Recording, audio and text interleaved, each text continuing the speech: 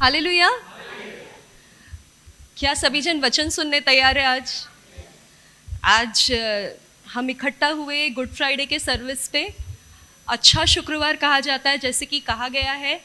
अच्छा किसी के मौत को नहीं बोलते, लेकिन यीशु मसीह के मौत को हम फिर भी अच्छा कहते, क्योंकि उनके बलिदान से हमको बहुत कुछ मिला। तो आज हम गुड फ्राइडे के दिन हम वचन की ओर जाने से पहले अपनी आंखों को बंद करेंगे, सरों को झुकाएंगे और प्रार्थना करेंगे। Thank you, Lord Jesus, for this beautiful time, oh Father, that you have given, oh Father, Lord. Lord, oh Father, even as I stand here right now, Father, Lord, I pray, Lord, oh Father, whatever I speak, oh Father, Lord, oh Father, let it be in alignment to your word, oh Father. Whatever you want me to speak, oh Father, let the same words, oh Father, fall off from my mouth, oh Father. And I pray, Lord, open unto me the door of utterance, oh Father. And I pray, Lord, for each and every one who is gathered here, oh Father, including me, oh Father, Lord. Lord, help our hearts to be receptive to your word, oh Father, so that, oh Father, this word, oh Father, may impact in our lives, oh Father, and, oh Father, change us, oh Father, to a new person altogether. I thank and praise you, oh Father, Lord Jesus. In Jesus' most mighty and precious name we pray. Amen. आज जैसे हम लोग सभी जन जानते यीशु मसीह के बारे में और यीशु मसीह के बलिदान के बारे में, हम सभी जन जानते यीशु मसीह ने जो बलिदान किया उसके द्वारा बहुत कुछ हमें मिला। और यीशु मसीह का मौत आसान था क्या? बहुत कठिन था। और ये कठिनाई के बारे में मैं आज आपको नहीं बताऊंगी। क्यों नहीं बताऊंगी? क्योंकि ऑलरेडी वीडियो रिकॉर्ड हो गया है, तो वीडियो में आपको देखने भी मिलेगा, घर पे भी। ऊपर से आज भी ड्रामा इसके बाद थोड़ा किया जाएगा, जिससे आप समझ सकते हैं किस रीति से यीशु मसीह को मुसीबतों से और तकलीफ़ों से गुज़रना पड़ा, कैसी तकलीफ़ आई उनके शरीर पर, उनके जीवन पर। और वो हम आज देख सकते हैं। आज ही नहीं, जैसे मैंने कहा, आज संडे के दिन मूवी रिलीज़ हो रहा है हमारे चर्च का, छोटा सा फिल्म, तो सभी जन देख सकते हैं उसको भी, कैसे यीशु मसीह को तकलीफ़ उठाना पड़ा। तो आज मैं तकलीफ़ के बारे में नहीं बताना चाहती हूँ, लेकिन ये एक इम्पॉर्टेंट बात बताना चाहती हूँ जो यीशु मसीह के बलिदान से जुड़ा हुआ है। सभी जन जानते हैं क्रूस को परमेश्वर का प्यार का प्रतीक कहा जाता है। क्रूस और प्यार कैसे हो गया है वो हम यीशु मसीह के बलिदान के द्वारा क्रूस प्यार का प्रतीक बना है। लेकिन यीशु मसीह बलि हुए हमारे लिए। क्या यीशु मसीह सबसे प्यार करते थे या कोई खास थे जिससे प्यार करते थे? सबसे, मुझसे भी, आपसे भी। हम लोग अच्छे थे? अच्छे हैं? नहीं ना, अभी भी अच्छे नहीं है, तो भी यीशु मसीह हमसे प्यार करता है। तो आज हम देखेंगे यीशु मसीह ने यहूदा से भी प्यार किया। क्या आपके जीवन में ऐसा कोई है जिसको आप समझते हो, अरे यार ये तो कांटा है मेरे जीवन का, बराबर, ये व्यक्ति मेरे लिए बहुत बड़ा समस्या है। ये मेरे ऑफिस का हो सकता है, कभी अपने परिवार वाला व्यक्ति हो सकता है, कभी अपना पड़ोसी भी हो सकता है। हमें लगता है यार ये ना, सच में ये नहीं होना चाहिए था, एकदम दुश्मन लगता है। घर में होता है तो भी तकलीफ़ लगता है हमें, और पड़ोसी हो तो बाबा बात ही नहीं। हम जानबूझकर उनको परेशान करते रहेंगे, आते जाते कोशिश करेंगे, उनके इधर थोड़ा पानी फेंकेंगे, थोड़ा कचरा डालेंगे, सब अलग अलग तरीके से हम तकलीफ़ देने की कोशिश करेंगे। पर आज हम देखेंगे यीशु मसीह के बारे में। यीशु मसीह जानते थे यहूदा के बारे में, और फिर भी यीशु मसीह ने यहूदा के साथ अन्याय किया क्या? यीशु मसीह प्यार का प्रतीक सच में थे, या यीशु मसीह सिर्फ हम लोग को बोलकर चले गए? आज हम एक दूसरे को बोलते हैं ना कि अरे सब, किसको प्यार करने के बारे में हम बताते हैं वचन? दुश्मन से प्रेम करो। पहले तो हम बोलते परमेश्वर से प्रेम करो, फिर हम बोलते अपने पड़ोसी से प्रेम करो, फिर हम बोलते मसीही व्यक्ति जो होता है वही एक होता है जो एक दुश्मन से भी प्यार कर सकता है। लेकिन आप और मैं मसीह का प्रतीक नहीं है अगर हम दुश्मन से नहीं प्यार कर सकते। तो हमें अगर यीशु मसीह जैसा मतलब बताना है प्यार को, तो हमें अपने दुश्मन को भी प्यार करना होगा, जैसे यीशु ने किया। आज हम देखेंगे कैसे यीशु मसीह ने यहूदा को अपना प्यार दिखाया। हम सभी जन जानते हैं कि यीशु मसीह ऐसे है क्या, मतलब उनको आपके मन में क्या चल रहा है, मेरे मन में क्या चल रहा है नहीं पता था है।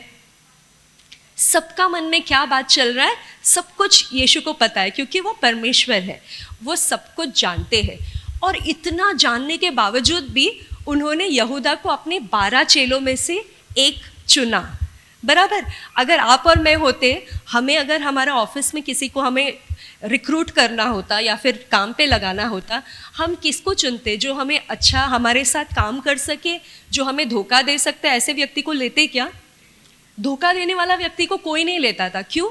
क्योंकि कल मेरे को ये समस्या बन जाएगा, आज ना कल ये मुझे कांटा बन जाएगा और मुझे परेशान करने वाला है, तो इसको तो मैं पक्का नहीं चुनूंगा। क्यों? मुझे मेरा बिजनेस आगे बढ़ाना है, मुझे मेरा सेविकाई आगे बढ़ाना है। यीशु मसीह को सेविकाई आगे बढ़ाना था, लेकिन क्या उन्होंने तभी भी सोचा कुछ भी? यहूदा को उन्होंने अपने टीम में चुना। आज हम ऐसे 5 बातें देखेंगे जो यीशु मसीह ने किया यहूदा के साथ, और जिससे पता चलता है कि यीशु मसीह यहूदा से भी उतना ही प्यार करते थे जितने के बाकी के 11 चेलों से। पूरे 12 से एक सारखा प्यार करते थे। तो आज आपको और मुझे भी वैसे ही करना होगा।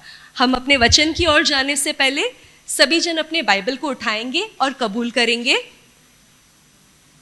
ये मेरा बाइबल है, मैं हूँ जो बाइबल कहता है मैं हूँ। मेरे पास है जो बाइबल कहता है मेरे पास है। मैं कर सकता हूँ जो बाइबल कहता है मैं कर सकता हूँ। मैं जीवित वचन सुनने और उसके अनुसार कार्य करने तैयार हूँ। मैं वैसे ही नहीं रहूँगा, मैं बदलता जाऊँगा। आमेन। अब हम वचन खोलेंगे। फर्स्ट पॉइंट लिख दीजिए, यीशु मसीह ने कभी भी यहूदा को ऐसे खुलेआम सबके सामने निंदा नहीं किया, ठीक है।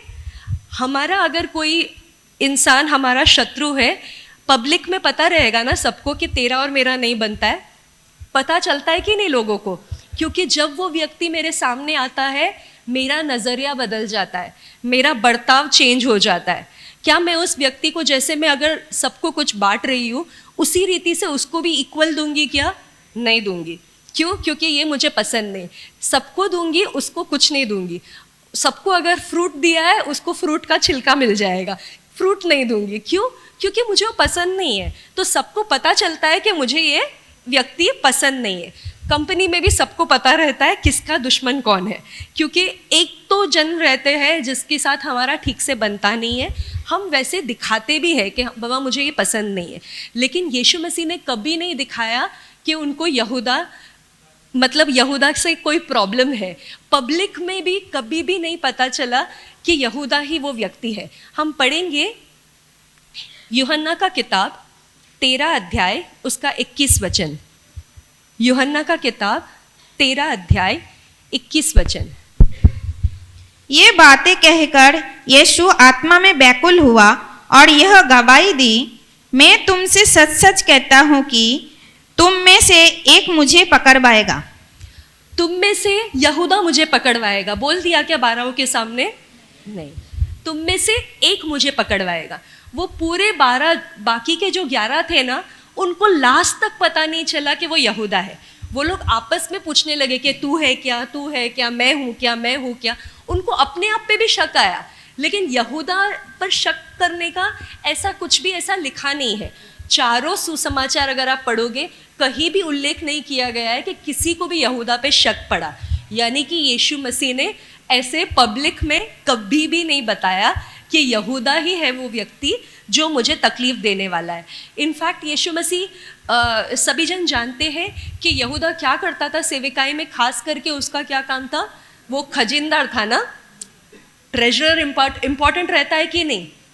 खजिनदार जिसके पास पर्स है वो सबसे ज़्यादा वट में चलता है।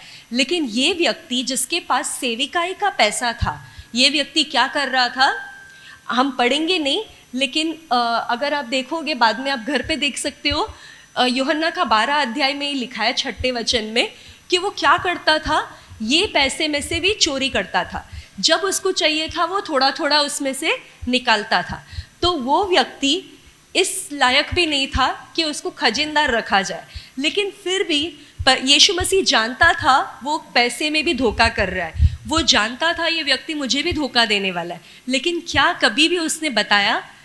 कभी नहीं बताया। आप और मैं वैसा नहीं करते हैं। हम अपने दुश्मन, ये मेरा दुश्मन है, ये सारे संसार को पता चल जाता है कि ये मेरा दुश्मन है। अब हम दूसरा पॉइंट देखेंगे यीशु मसीह के बारे में। यीशु मसीह ने उसके पैरों को धोया। यूहन्ना 13 अध्याय 5वां वचन, यूहन्ना का किताब 13 अध्याय 5 वचन।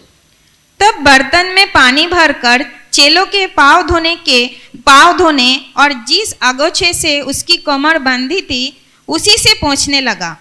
अब यहाँ पर लिखा है कि यीशु मसीह पैर धोने के लिए लग गए। लिखा है क्या एक दो जन को छोड़ दिया? बाइबल में कहीं भी कुछ भी ऐसा मिसिंग नहीं है। अगर एक दो मिस हो गए होते ना तो पक्का लिखते थे कि 2 जन घूमने गए थे, मार्केट गए थे, कुछ खरीदने गए थे, लेकिन कुछ नहीं लिखा है, यानी कि पूरे के पूरे 12 थे, क्योंकि चेले लिखे गए। कहीं कहीं पर आप देखोगे बाइबल में लिखा है यीशु मसीह पतरस, यूहन्ना और याकूब को लेकर गए। कभी कभार यूहन्ना ने यीशु से बात किया, पतरस ने यीशु से बोला, लेकिन यहाँ पर ऐसा नहीं लिखा है यहूदा नहीं था। लिखा है कि यीशु मसीह अपने चेलों के पैर धोए। अब पैर धोना क्या होता है? एक सेवा करना या फिर नम्रता दिखाना। आज आप और मैं कभी अपने दुश्मन से नम्रता दिखाते हैं क्या? अगर वो आया है, क्या हम उठ के अपना सीट उसको देंगे? नहीं, मैं पहले आया, मैंने सीट पकड़ा है, मैं इसको जगह भी नहीं दूंगा, ऊपर से यहाँ से पास होके वहाँ भी जाने नहीं दूंगा। क्यों? मेरा दुश्मन है, तू क्यों लेट आया?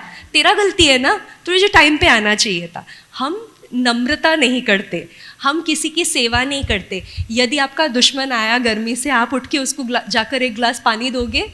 नहीं देंगे। लेकिन यीशु मसीह ने क्या किया? यहाँ तक कि उसके पैर भी धोए, यानी कि यीशु मसीह उसकी सेवा भी किए, नम्रता भी दिखाए। तो ऐसा दुश्मन से यीशु मसीह ने बर्ताव किया। वो जानते थे कि ये व्यक्ति मुझे धोखा देने वाला है। ऐसा कहीं भी नहीं है कि उसको नहीं पता था, शुरुआत से ही उनको पता था ये धोखा देने वाला है। फिर भी यीशु मसीह ने क्या किया? उसके भी पैर धोए। जैसे बाकियों का किया, सेम वे में किया। अगर बाकियों का पैर धोया और इसका छोड़ दिया होता तो सबको पता चलता कि कुछ गड़बड़ है। लेकिन अगर आपको अगर प्रूफ चाहिए कि यीशु मसीह ने उसके पैर धोए, आगे लिखा है कि तुम सब साफ हो, लेकिन तुम में से एक कोई अशुद्ध भी है, कोई एक ऐसा साफ भी नहीं है। तो यानी कि यीशु मसीह बता रहे थे कि इनमें है कोई, यानी कि यहूदा था उसमें जिसमें यीशु मसीह ने पैर धोए। तो यीशु मसीह ने उसकी तरफ इतना भी प्रीति रखा कि उसके पैर धोए। उसको कभी भी सरेआम सबके सामने इंसल्ट नहीं किया, क्रिटिसाइज नहीं किया, निंदा नहीं किया, उसका मजाक नहीं उड़ाया। तीसरी बात हम देखते, यहाँ तक कि जिस व्यक्ति से हम नफरत करते उसको क्या हम हमारे घर में चीफ गेस्ट बोल के बुलाएंगे? आपके घर में पार्टी हो और ख़ास मेहमान उसको बोलोगे? नहीं, उसको तो हम इनवाइट ही नहीं करेंगे। क्यों बुलाना है ऐसे व्यक्ति को? क्योंकि ये आ जाएगा तो मेरा पूरा पार्टी किरकिरा हो जाएगा, खराब हो जाएगा। लेकिन यहाँ पर क्या किया इन लोगों ने? जब यीशु मसीह ने लास्ट सपर, आखिरी भोज जो खाया था, उस समय यीशु मसीह वहाँ पर होस्ट थे, या फिर उन्होंने वो पार्टी रखी थी। और जब जो व्यक्ति पार्टी रखता है, खास मेहमान उनके लेफ्ट साइड में बैठा रहता है, ऐसे बोला जाता है। और बाइबल में लिखा है कि यहूदा जो है उनके बाजू में ही बैठा हुआ था। और यीशु मसीह ने पहला खाना किसको दिया? पहला खाना हम किसको देते हैं? सबसे इम्पोर्टेंट जो होता है ना, वो व्यक्ति को सबसे पहला खाना मिलता है, बराबर।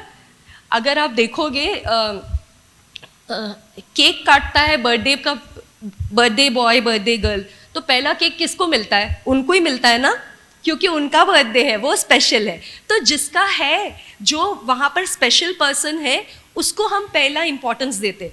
तो यहाँ पे सबसे पहला इंपॉर्टेंस यीशु मसीह ने किसको दिया? यहूदा को दिया।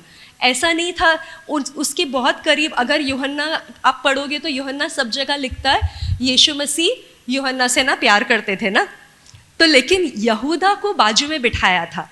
दूसरी ओर यूहन्ना बैठा था, लेकिन एक साइड में यहूदा बैठा था। पतरस था क्या बाजू में? पतरस यूहन्ना के बाजू में बैठा था, क्योंकि वो उसको पूछ रहा था कौन है वो जो यीशु मसीह को धोखा देने वाला, यीशु को पूछ बोलकर। यानी कि उससे पता चलता है कि यूहन्ना के बाजू में पतरस था, लेकिन इम्पॉर्टेंट प्लेस में कौन बैठा था? यहूदा, जहाँ पर यीशु मसीह ने उसको खाना परोसा। तो इम्पॉर्टेंट जगह दिया, खास सम्मान का स्तर दिया। आज आपका और मेरा कोई भी फंक्शन होता है तो हमारा दुश्मन कट हो जाता है, लेकिन हमें उनको भी सम्मान देना ज़रूरी है, हमें उनको भी वैसे ही प्यार करना ज़रूरी है। चौथा बात देखते हैं कि यीशु मसीह ने यहूदा को जो है क्या बोल के पुकारा? हाँ, मित्र, बराबर। हम पढ़ेंगे मत्ती का किताब 26 अध्याय, मैथ्यू चैप्टर 26 उसका 49 और 50। मत्ती का 26 अध्याय 49 और 50। और तुरंत यीशु के पास आकर कहा, हे रब्बी नमस्कार, और उसको बहुत चूमा।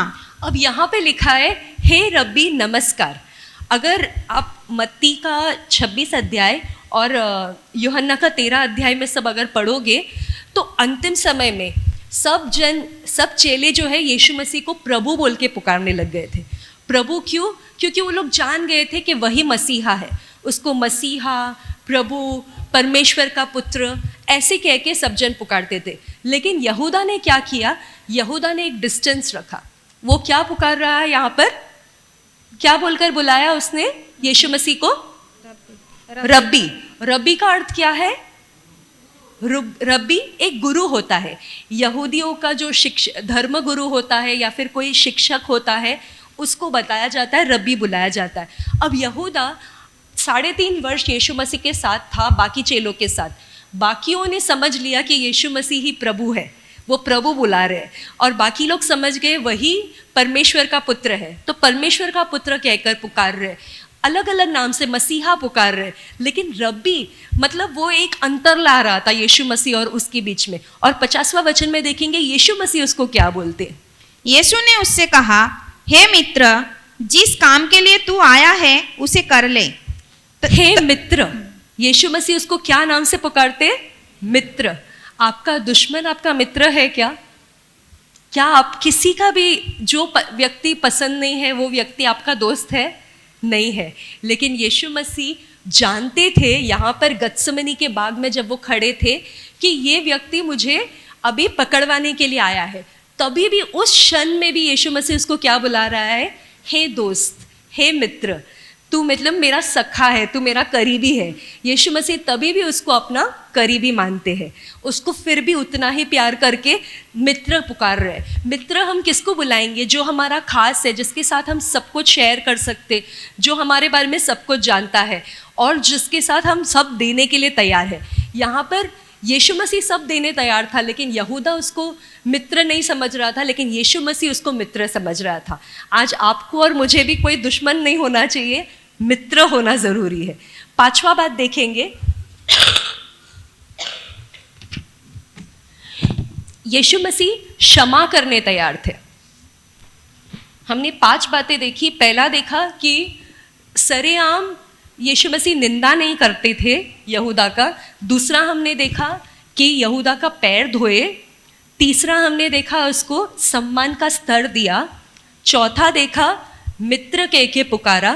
और 5वां हम देख रहे हैं कि क्षमा किए। अब क्षमा किए ये कहाँ पर पता चलता है? पता है, जब वो अभी ये 26 अध्याय में आपने पढ़ा 50वां वचन, यीशु मसीह जानते थे वो क्या करने आया है? पकड़वाने आया है। तो यीशु मसीह भाग गए, बोला हे मित्र, जो तू करने आया है वो कर ले। क्यों? क्योंकि वो पकड़ने के बाद क्या होगा? यीशु मसीह क्रूस पर चढ़ाए जाएंगे और यीशु मसीह मरेंगे। उनके लहू से यहूदा का पाप जो है वो क्षमा हो जाएगा। यीशु मसीह क्षमा करना चाहते थे।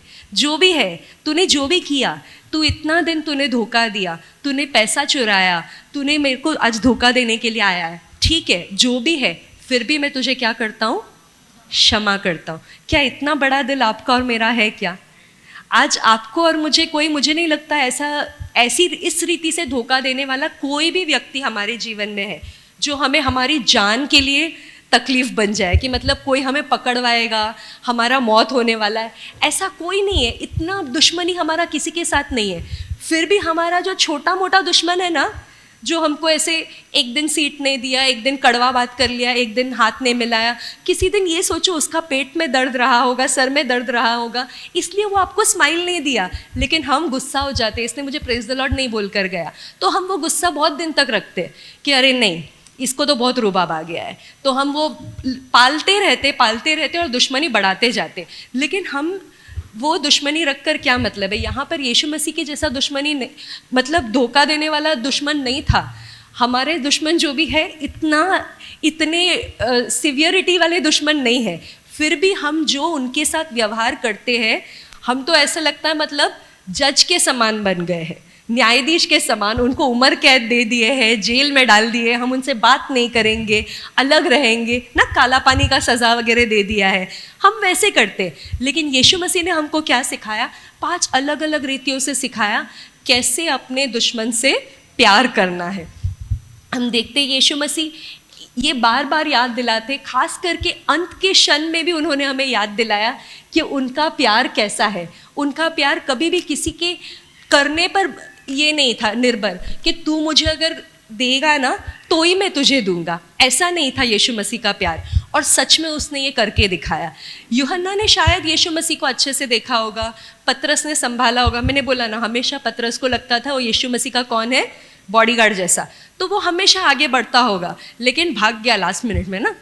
लेकिन फिर भी हम देखते यीशु मसीह ने यहूदा से भी वैसा ही प्यार करते गए। हमें भी समझना ज़रूरी है कि यीशु मसीह ने देखा कि यहूदा चोरी कर रहा है तो भी उसको प्यार कर रहे थे। हमारा भी प्यार जो है शर्त के ऊपर डिपेंडेंट नहीं होना चाहिए कि इसने दिया तो मैं दूंगा, इसने प्यार किया तो मैं करूँगा, इसने नफ़रत किया तो मैं नफ़रत करूँगा, इसने जलन किया तो मैं इसके लिए जलन रखूँगा। नहीं, जैसे भी है, जो भी है, सबको हमें प्यार करना ज़रूरी है। जैसे यीशु ने किया इसी रीति से करना है, क्योंकि यीशु जानते थे कि यहूदा जो है उसको धोखा देगा, उसको तकलीफ़ में डालने वाला है। फिर भी अंत तक वो प्यार करते गए। और जैसे जैसे घड़ी नज़दीक आई, जैसे जैसे पता चला कि अब ये होने वाला है, वैसे वैसे बाइबल में ज़्यादा उल्लेख किया गया है कैसे उसने उसको ज़्यादा प्यार दिखाया। कैसे मतलब ज़्यादा प्यार दिखाया? बाइबल में एक जगह पर लिखा है ना, यदि आप अपने दुश्मन को पानी पिलाओगे तो क्या होगा? उसके सर पर बर्फ, ठंडा पानी, आग के समान। हाँ, तो हमें ऐसा प्यार दिखाना ज़रूरी है। यीशु मसीह अंतिम समय में जितना ज़्यादा उसका धोखा ज़्यादा दिख रहा था, उतना ज़्यादा वो उससे प्यार कर रहे थे। हमें जब किसी का जब नफ़रत और गुस्सा ज़्यादा दिखता है, हम क्या करते हैं? उतना ही ज़्यादा नफ़रत और गुस्सा उसके प्रति करने लगते। लेकिन यीशु मसीह ने उसका विपरीत किया। जितना वो तकलीफ़ दे रहा था, उतना ही ज़्यादा प्यार दिखाते गए, उतना ही ज़्यादा उसको क्षमा दिखाते गए, उतना ही ज़्यादा उसकी सेवा करते गए, उतना ही ज़्यादा उसको मित्र बुलाते गए, और उतना ही ज़्यादा उसको कभी भी किसी के सामने दिखाया नहीं कि ये ही है वो जो मुझे तकलीफ़ देगा, क्योंकि उससे क्या होगा? बाकियों का भी नज़रिया बदल जाता। प्रभु कभी नहीं चाहता था कि दूसरों को वो समस्या बन जाए। और हम देखते ये एक नमूना है।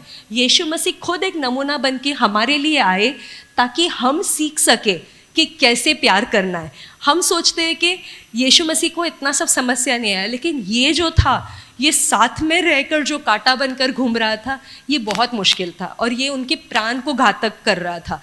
लेकिन फिर भी यीशु मसीह ने उस समय भी प्यार करके दिखाया। तो मुझे नहीं लगता है यीशु मसीह जितना मुश्किल यहूदा जैसा व्यक्ति आपके और मेरे जीवन में है, तो हमें तो आसान होना चाहिए। हम भी क्या करने चाहिए? जब हमारे साथ शत्रु आते, हमारे जीवन में शत्रु आते, हम पढ़ेंगे मत्ती का 5वां अध्याय 44 और 45 वचन। मत्ती का किताब 5वां अध्याय 44 और 45 वचन। Matthew chapter 5 verse 44 and 45। परंतु मैं तुमसे यह कहता हूँ कि अपने बैरियों से प्रेम रखो और अपने सताने वालों के लिए प्रार्थना करो। हमें क्या करना है? शत्रुओं को नफरत करना है और सताने वालों के लिए श्राप देना है। बाइबल हमें हमारा भाषा नहीं लिखा है। हमारा भाषा ये कहता है ना, अपने शत्रु को नहीं प्यार करना है ना, लेकिन बाइबल बोलता है शत्रुओं को प्यार करना है और सताने वालों के लिए प्रार्थना करना है, ना कि श्राप देना है, जाने दे, ये मर जाने दे, ये मुझे बहुत तकलीफ दे रहा है, इसका कुछ हो जाने दे। हम ऐसे बोल देते हैं कि मतलब हम कौन है, हम परमेश्वर की जगह पर खड़े रह के सबको हम लोग सज़ा सुनाते। लेकिन परमेश्वर का वचन कहता है सताने वालों के लिए प्रार्थना करो। आगे क्या लिखा है 45 वचन में, जिससे तुम अपने स्वर्गीय पिता की संतान ठहरोगे। क्या आप सच में परमेश्वर की संतान हो? क्या आप और मैं सच में परमेश्वर की संतान है? यीशु मसीह ने तो साबित कर दिया कि वो सच में परमेश्वर के पुत्र है। यदि आज आप और मैं परमेश्वर के पुत्र है तो हम ज़रूर ऐसा ही करेंगे, क्योंकि अगर परमेश्वर का पुत्र होना है तो वो एक बात है प्रूव करना, हमें साबित करके दिखाना होगा कि हम सच में परमेश्वर के पुत्र हैं। तो आज हमें निर्णय लेना है कि मसीह जीवन सिर्फ दूसरों को ऐसे जाकर गवाही देना नहीं है, हम खुद एक गवाह बनकर रहना चाहिए, क्योंकि संसार जानता है कि मसीही लोग ही हैं जो दुश्मन से प्यार करते, लेकिन हम वो उदाहरण नहीं बन रहे। यीशु मसीह उदाहरण बन के चले गए 2000 वर्ष पहले, हमारे लिए लिख कर गए। कुछ लोग ऐसे करते, लेकिन हमको भी आज हम में से हर एक व्यक्ति जो यहाँ पर है, यदि हम भी ऐसे गवाह बन जाएंगे, मुझे नहीं लगता है हमें जाकर किसी को यीशु मसीह के बारे में बताना होगा। हमें देखकर लोग समझ जाएंगे कि परमेश्वर कौन है, क्योंकि इतना गहराई उनके प्यार में है। वो प्यार जो है हमारे नज़र से, हमारे कामों से, हमारे बर्ताव से सब जन समझ जाएंगे। क्या आप और मैं तैयार हैं ऐसे अपने दुश्मनों से प्यार करने? बोलना आसान है, करना मुश्किल है, लेकिन करना ज़रूरी है। क्यों? क्योंकि जैसे मैंने बोला 45 वचन में लिखा है, आप क्या बनोगे? पढ़ो फिर से 45। जिससे तुम अपने स्वर्गीय पिता की संतान ठहरोगे। स्वर्गीय पिता का संतान सबको बनना है, तो ये बनने के लिए बड़ा सा जो डिग्री चाहिए रहता है ना, बड़ा एग्ज़ाम पास करना पड़ता है। तो ये अच्छा डिग्री है ना परमेश्वर का बच्चा होना। तो परमेश्वर का बच्चा बनना है तो बड़ा एग्ज़ाम पास ज़रूर करना पड़ेगा। आज आपको और मुझे भी परमेश्वर के बच्चा बनने के लिए ऐसा करना ज़रूरी है, क्योंकि परमेश्वर भलों और बुरों दोनों पर सूर्य उदय करता है, धर्मियों और अधर्मियों दोनों पर पानी बरसाता है। तो हम क्यों अलग बनकर रहते हैं? हमें भी वैसे ही करना है। जिस तरीके से यीशु मसीह अंतिम घड़ी तक यहूदा को नहीं ठुकराए, अंतिम घड़ी तक उसको अच्छा ही करके रखा, आज आपको और मुझे भी, चाहे कुछ भी हो जाए, धोखा दे रहा है देने दे, जो होगा होगा। हमें क्या करना है? सिर्फ प्यार करना है, हमें क्षमा करना है, हमें सेवा करना है, हमें नम्र बन के रहना है, तब जाकर हम परमेश्वर के पुत्र कहलाएंगे। आमेन। क्या सब परमेश्वर के पुत्र यहाँ पर है? आमेन। परमेश्वर के पुत्र, यस, तो हम परमेश्वर के पुत्र बनेंगे। आमेन।